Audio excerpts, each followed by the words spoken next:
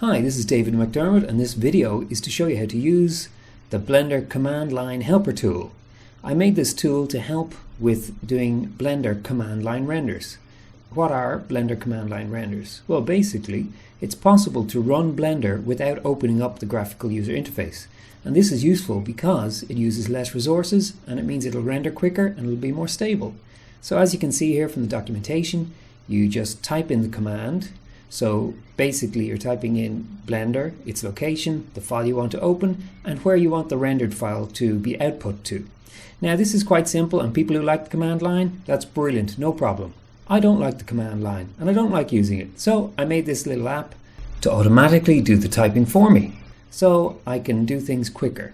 I found myself using the command line a lot, especially for animation, so this is just to speed things up a little bit. Now the way the app is made at the moment, unfortunately, it doesn't handle spaces in file names.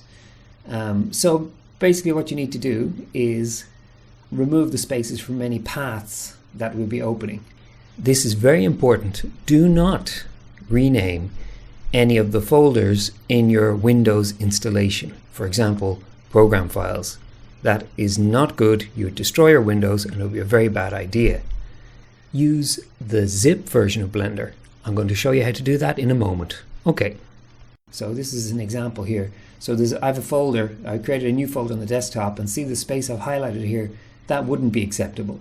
So what you need to do is rename your folder, and then it'll be okay. So because it doesn't handle spaces, the way you have to work with Blender is you need to get the zip version of Blender and unpack it onto your desktop. So you can get the zip version of Blender from the Blender download page, and just this one here, the zip file, and you basically unzip that onto your desktop and there'll be no spaces in that path and it should be okay. So we have the Blender here, and then we have a test render file I've got here, and what you do is, first of all, you do all your settings in your file you want to render. So I've set the resolution, I've set the amount of samples, and I've set any other settings that I want to make in the file. Save the file and then just close it. Okay, so I've closed the file now. So what we're going to do is put in the information for the command line to do its work. So the first piece of information is, where is your Blender executable? So we're putting it in here into the file information, and if we look on the desktop where I have mine and where you should have unzipped yours, you just open the blender.exe. So there you go. The next piece of information, you can see it goes in here, is the file you want to render. So I also have mine on my desktop just for convenience sake. So in the test render folder I have a file and test render high resolution. Now you can choose two options here. You can render either a single frame, you just click the checkbox and then put the number of the frame you want, or you can select animation. You click the checkbox and then put the range of frames, so it's automatically from frame 1 to frame 5, but you just put in whatever range of frames you want to render. For this example, I'm just going to do a single frame. So I put in a frame number. There we go, frame 90. Then the last piece of information is where you want to output the file. Now it's important that you don't overwrite any files that are already there. So just be careful, give it a new name, and make sure you're not overwriting anything that's there. So I'm going to save it onto the desktop, and I called it render example.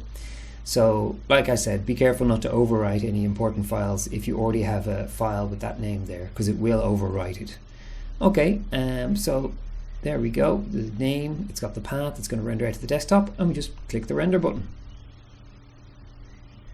There we go. Now it's opened up the command line and it's done all the syntax for us. We didn't have to type anything at all, which is just really useful if you hate typing in the command line. So there you go, that's basically what the tool does. You can see at the moment it's rendering, it's a cycles render, it's rendering the tiles, and it's on tiles 7 and 12, and it'll work its way through the render frame. It's really useful if you're doing a big long animation because it saves a lot of time, and it's really helpful doing command line rendering. So let's have a look at the frame here. There we go, it's rendered. Excellent. Motion blur, everything. It's all come out properly. So basically that's it. That is how the command line render tool works. There's a link to download the file in the description below. and I hope it's some help to you. And if it is, just leave a comment, or you can send me a message, or whatever you like. Anyway, thanks for listening.